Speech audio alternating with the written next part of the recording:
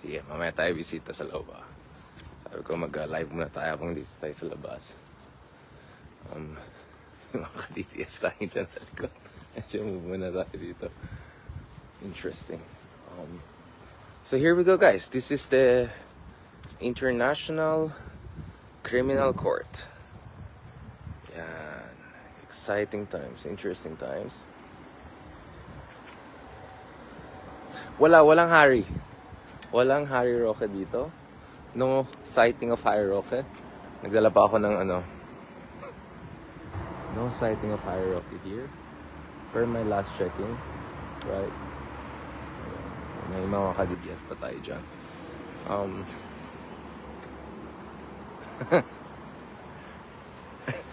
Harry! Nasaan ka ba, Harry? Harry Roque, where are you? No sighting of Harry. And, sige lang. Mga DDS dyan. Sige lang. Okay, katulad ng diniscuss natin kanina, guys. Pag kinausap mo yung mga tunay na experts dito, actually. Alright, if kinausap mo yung mga tunay na experts, they'll tell you na the issue of jurisdiction is gonna be very tough for the Duterte side.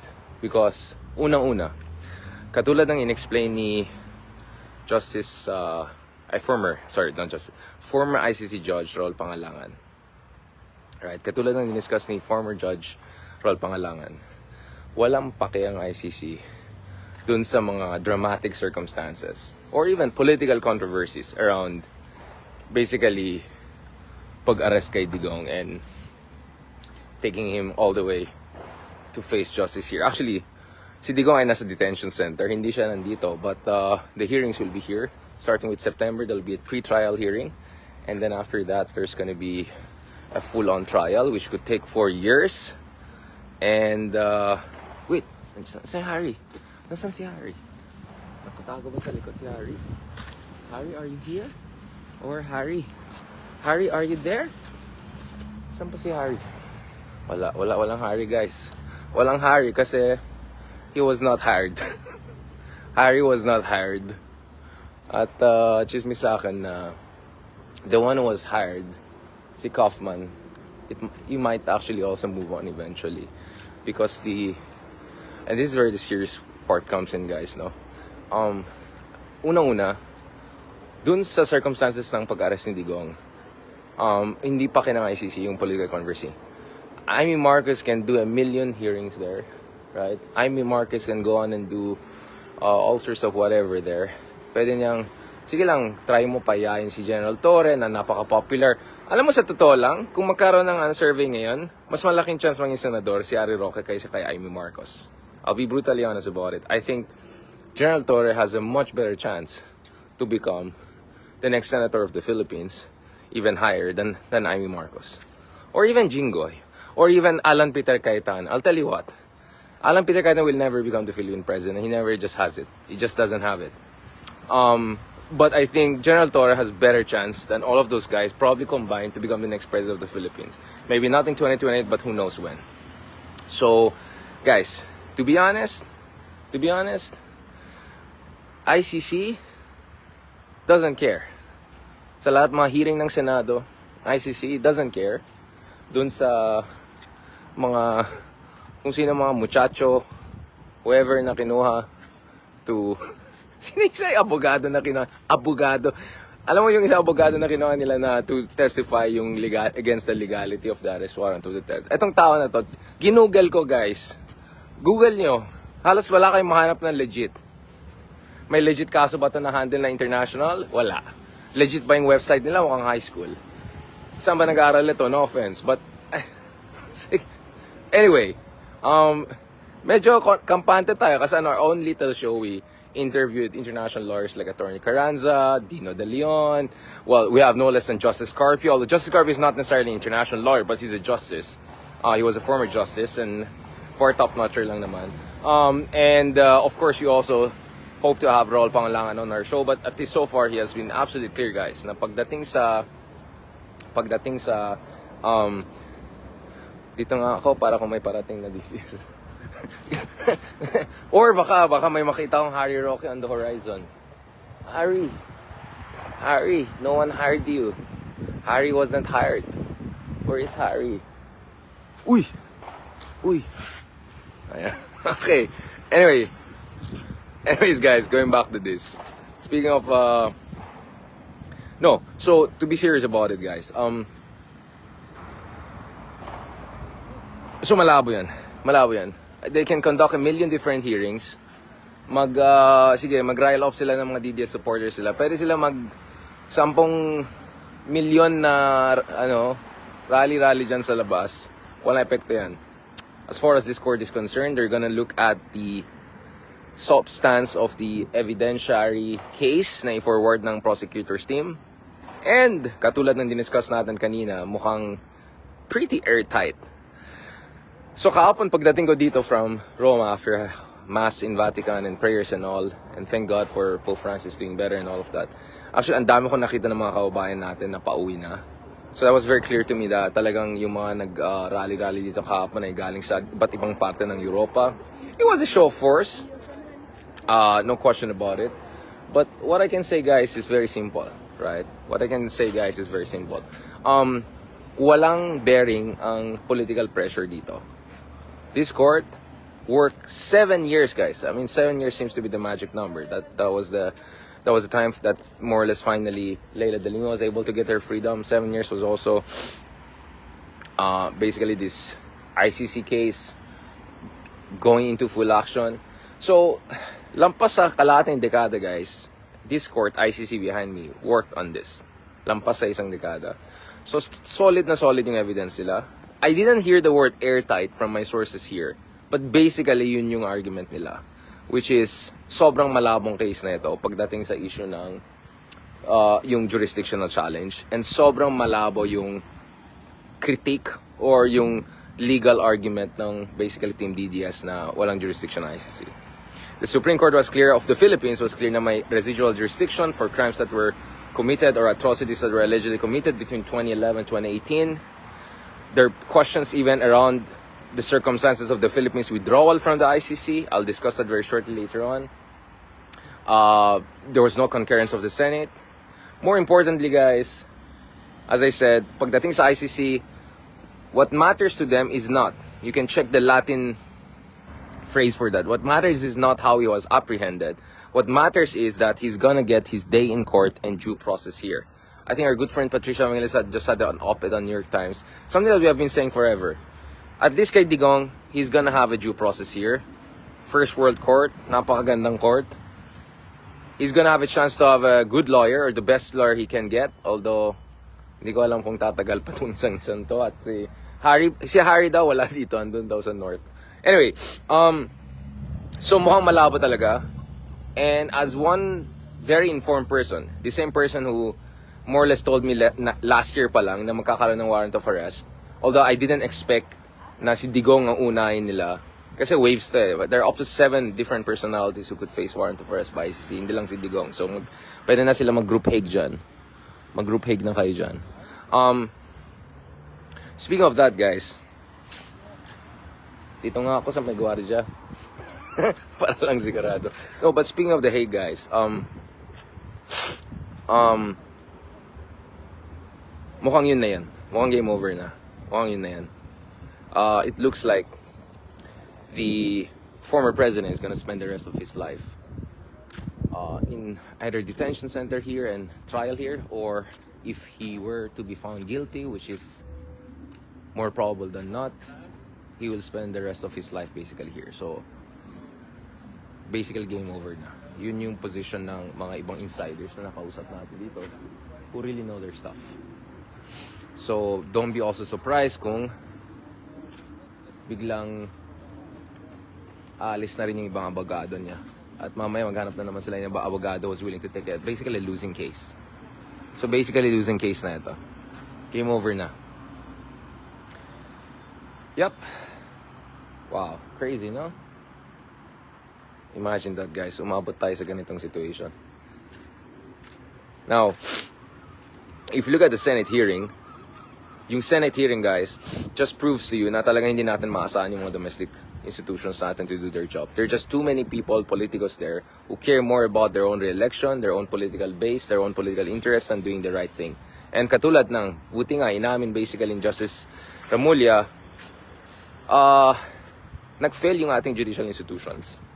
And judicial institutions correctly, as correctly pointed by Justice Carpio, does not only concern the judiciary. Actually, later papapasok yung judiciary. We're talking about different executive institutions, including the DOJ back during Duterte's time, including yung mga documentos ng PNP among others na General Torre exposed as being doctored with, and Justice Remulla also explained na dinoktor yung mga documentos. Basically, there was a systematic attempt at covering up mass atrocities under Digong. Right? And unfortunately, that carried over to a certain degree. Literally, Justice Secretary of Duterte was also basically the government of Marcos' lawyer. I'm talking about Bernardo Guevara, who weirdly recused himself when he was supposed to represent the government and the Estado ng Pilipinas, hindi si Digong. But anyway, that just tells you how messed up our system is. And because of the messed up nature of our system, unfortunately, dumating tayo sa situation kung saan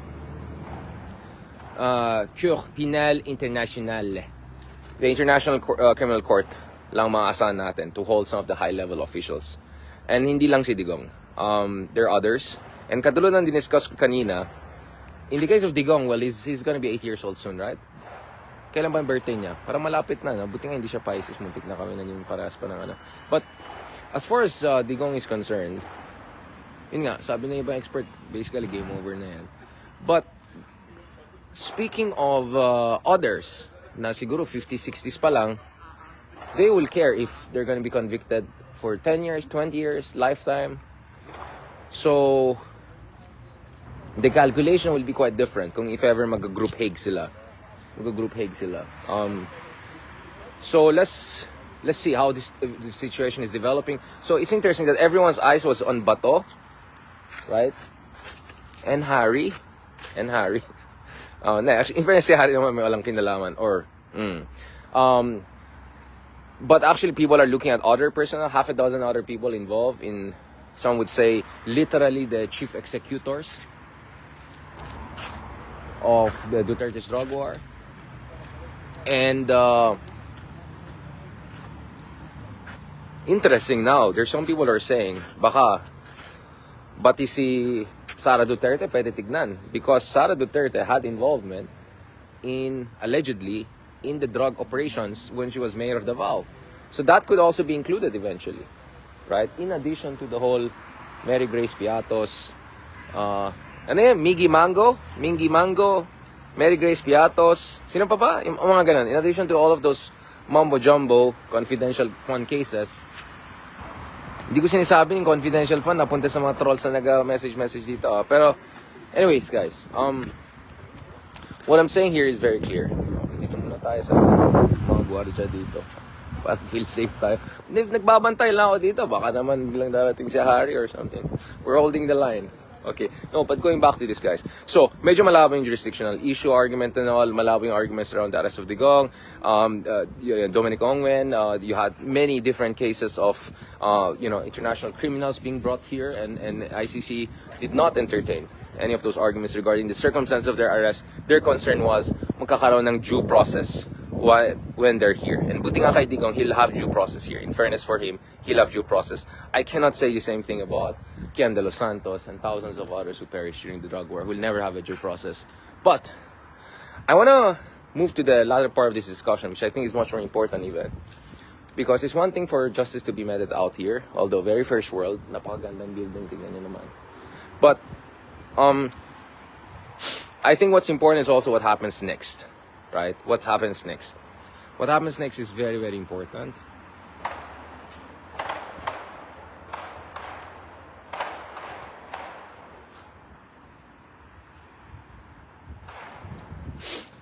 Nilagnat na tayo. Masyang lamig dito, guys. Kaya nga sabi ko, suggestion ko kay Harry, cut a deal na lang, umuwi ka na lang. Umuwi ka sa subtropical. Ang lamig eh. Dapat di ako nag-shave, ang lamig. Ang lamig pa lang, wala kang beard. nag-blend in kasi ako sa Italy. Nag-beard tayo and all. Pero sabi ko dito sa Northern Europe, medyo mag-ibang looks na tayo. Parang lamig-lamig dito. Kaya nga suggestion kay Harry Roque, spill the beans, keep the goods, cut the deal, be a state witness, and then things will get interesting from there. Wait lang, may ka-DDS yata ang parating dito na tayo. Wait, no, but actually gusto ko interview sa ano yung mga kasama natin eh. Okay lang naman sa akin. Ako, I'm willing to talk to anyone. Wala namang issue. Dinabate ko na si Banat Bay, dinabate ko na yung mga iba dyan. Pero yung iba nag-feeling ng hamon, please, maging relevant ka muna bago maghamon. And then pangalawa, Diyos ko naman, I've wasted too much time already debating too many people who are never at my level to debate with. So I'm not gonna waste my time anymore. There are more important things to do. But anyways, going back to these guys, the next steps are very important. Sa aking palagay, it's extremely important, okay, na sumali tayo ulit sa ICC. Because many people would argue, guys, na the circumstances under which Duterte withdrew from the ICC actually makes it also very easy for us to rejoin the ICC. And that will be just a basic executive action by BBM. Yep, that's it. All BBM needs to do is just to say, well, it was an executive decision without Senate concurrence to withdraw from the ICC and Rome Statute, basically. And I'm gonna just rejoin it. And then, well, mukhang malaking chance na alyansa naman na mag-dominate ng next Congress. Get it through. Just in case if others argue that kailangan ulit ng reconcurrence ng Senate or something along those lines. So either it could be an executive action, BBM could essentially reverse Duterte's unilateral withdrawal from Rome Statute, or you just basically get the Senate to reactivate our membership. Very doable yan. Very doable yan.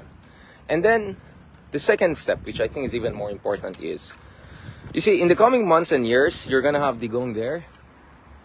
Yes, years, guys. It's very possible it might take 2 years, 3 years even.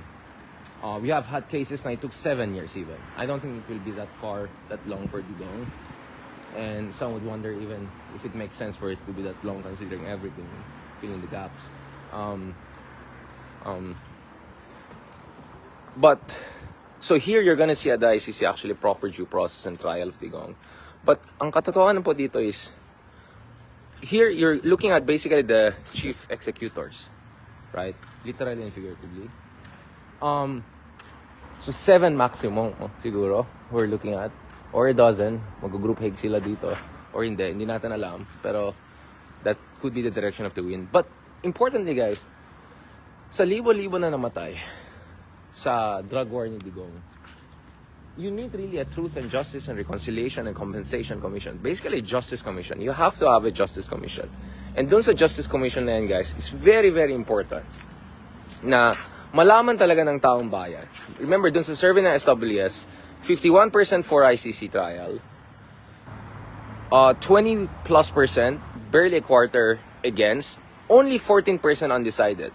Now, things could move a little bit here and there. Alam mo naman, emotional tayo. Baka yung drama ni tatay, ganyan. But that means there's a 15-20% of our population who could swing in one direction or other. You want to get those people on the side of justice. And to get those people on the side of justice, guys, they need to know ano ba talaga nangyari. Na hindi ito yung, kaysa maawa ka dun sa mga chief executors, kaysa maawa ka dun sa mga alleged mass murderers, na ICC war criminal level, dapat maawa ka sa mga Kian de los Santos types. Dapat maawa ka dun sa mga biktima ng drug war. Maawa ka talaga dapat dun sa mga, dapat, kumuha ng ating simpatsya. Yung mga walang boses. Yung mga hindi maka-afford ng isang yayamanin na lawyer na dayuhan. Yung sa sobrang social nila, kahit si Harry ay hindi nila hina-hire. Diba? Diba? Diba si Harry naman kasi sinakyan pa ito. Alam mo, marami mga DDS na kausap sa amin, Sir, bakit si Harry nakikisakay pa eh? Diba? No, but going back to this, guys, yun yung mga dapat makita ng ating taong bayan, diba? Ano ba talaga nangyari? Kasi dito sa ICC, makikita mo lang yung mga pinaka-high profile, pero hindi nila iisayin lahat ng mga kaso. So, kailangan natin ng isang truth commission, katulad ng Quadcom, katulad ng Tricom, pero ang mga tatawagin mo dyan ay mga witnesses, mga police officials, among others, to really testify and to explain to people ano ba talaga nangyari. para yung 14% lang dun sa isa, pero yung 14 to 20% na ating kababayan who could swing in different direction, you get them on the right side of history, on the right side of justice. Now, politically, it makes sense also for BBM considering wala na, he rolled the dice na eh. Yun na yun. It's war na talaga kasi wala. Basically for the rest of his life. Mga trial na yan or baka full conviction na here. Yung isa, di ba? Basically, the patriarch is down, gone. The winter of the patriarch. Basically, nangyari dito. Winter of the patriarch.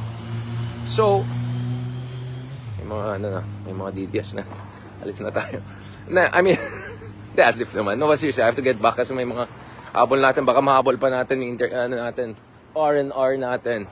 It's a Ronald Llamas. Anyways, guys, thank you so much again sa lahat naman nakinig sana. I promised you I'll do my best to cover these things in the best way possible. Alam niyo naman dahil sa sensitive na issue na yan, I just felt hindi siguro komportable yung ibang tao to talk about this in person. Although I'll try to get some people on the record.